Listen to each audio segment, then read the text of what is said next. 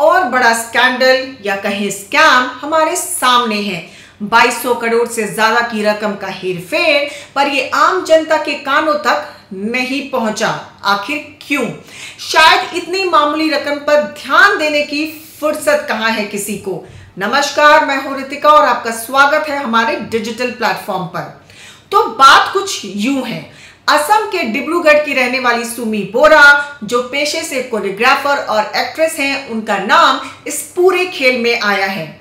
इनके भाई जैसे दोस्त विशाल फुकन ऑनलाइन ट्रेडिंग का महारथी। इन्होंने मिलकर एक ऐसा ताना बाना बुना कि आम जनता के करोड़ों रुपए की गिनती तक नहीं हो पाई।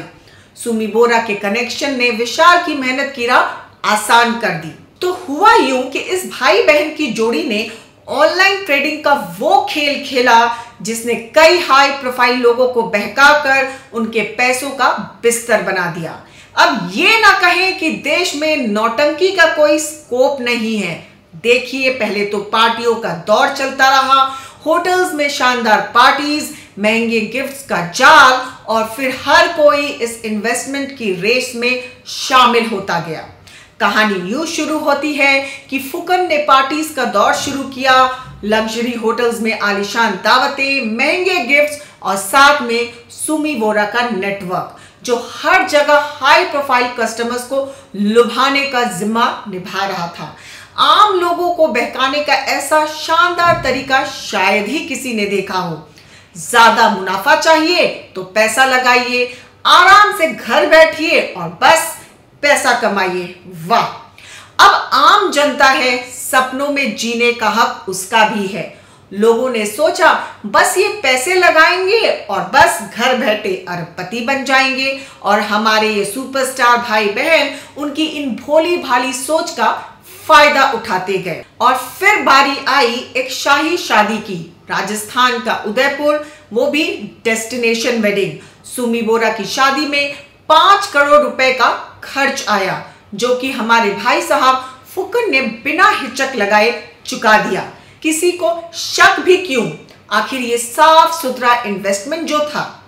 अरे भाई, शादी में लाखों का घाघरा, करोड़ों के गहने और मेहमानों के स्वागत में शाही ठाट। इतना बड़ा इन्वेस्टमेंट प्लान दिखाने का तरीका भला और क्या हो सकता है? अब हमारे फुकन साहब यही नहीं रुके, लगे हाथ अपनी इस बहन के लिए डांस एकेडमी भी खोल दी। 33 लाख डिजाइन पर, 15 लाख साउंड प्रूफिंग पर। आखिर अपने बिजनेस पार्टनर के लिए कुछ तो करना ही था। तो पुलिस को भनक लगी, छापा मारा, पहुंचे उनके शानदार अपार्टमेंट में, लेकिन जनाब वहां किसी का पता नहीं, बस उनकी लग्जरी कार खड़ी थी। पुलिस ने बताया कि फुकन ने तारिक बोरा के नाम पर ऊपरी असम में चाय बागान और अन्य संपत्तियां हासिल करने में निवेश किया था। विशाल फुकन की गिरफ्तारी के बाद सुमी बोरा तुरंत पुलिस की नजर में आ गई।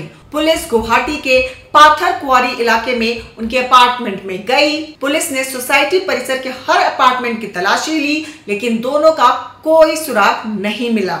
हालांकि बाद में दोनों ने आत्मसमर्पण कर दिया।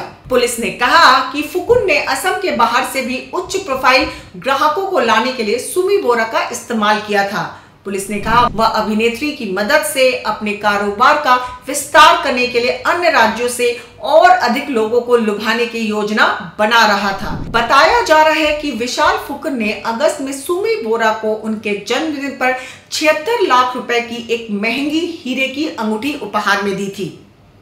अब आप कहेंगे कि ये खबरें सुर्खियों में क्यों नहीं आई? अरे भाई, 2200 करोड़ में ग्लैमर का तड़का नहीं लगाया तो किस काम का? क्या फायदा किसी बड़े घोटाले का जब तक उसमें मुंबई का ड्रामा ना हो, किसी बड़े फिल्मी चेहरे का नाम ना हो, तब तक तो कोई तवज्जो ही नहीं। और हम यही हैं, यही सोचते हुए जो इतना बड़ा ड्रामा चल रहा है उसमें किसी को तो दिलचस्पी होगी ही, पर क्या करें, जब तक सुर्खियों में कोई बड़ा नाम ना हो ये सब तो बस आम खबरें ही रह जाएंगी।